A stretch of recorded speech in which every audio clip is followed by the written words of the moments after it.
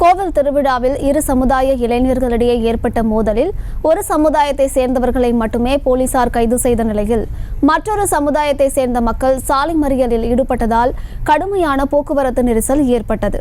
இதுகுறித்தான மேலும் விவரங்களை கொடுப்பதற்காக செய்தியாளர் ஐயனார் இணைப்பில் இருக்கிறாரிடம் பேசலாம்.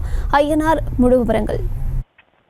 வணக்கம். கோவில் திருவிழாவில் இரு வெவ்வேறு சமுதாய இளைஞர்களிடையே ஏற்பட்ட தகராறில் போலீசார் ஒரு சிலரை கைது செய்ததாக கூறப்படும் நிலையில் ஒரு சமுதாயத்தை சேர்ந்த மக்கள் சாலை மறியலில் ஈடுபட்டதால் பரபரப்பு. தென்காசி மாவட்டம் கடையநல்லூரில் பிரசித்தி பெற்ற முப்புடாதி அம்மன் கோவில் திருவிழா கடந்த 10 நாட்களாக நடைபெற்று வருகிறது.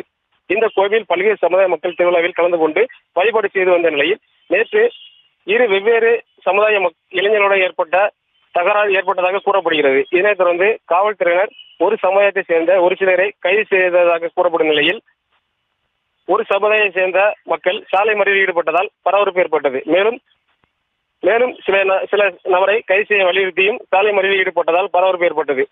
இதனைத் தொடர்ந்து தென்காசி டிஎஸ்பி நாகசங்கர் தலைமையிலான காவல்துறையினர் பேச்சுவார்த்தையில் ஈடுபட்டதை தொடர்ந்து தற்பொழுது கடையில் காவல் நிலையத்தில் வைத்து பேச்சுவார்த்தை நடைபெற்று வருகின்றன.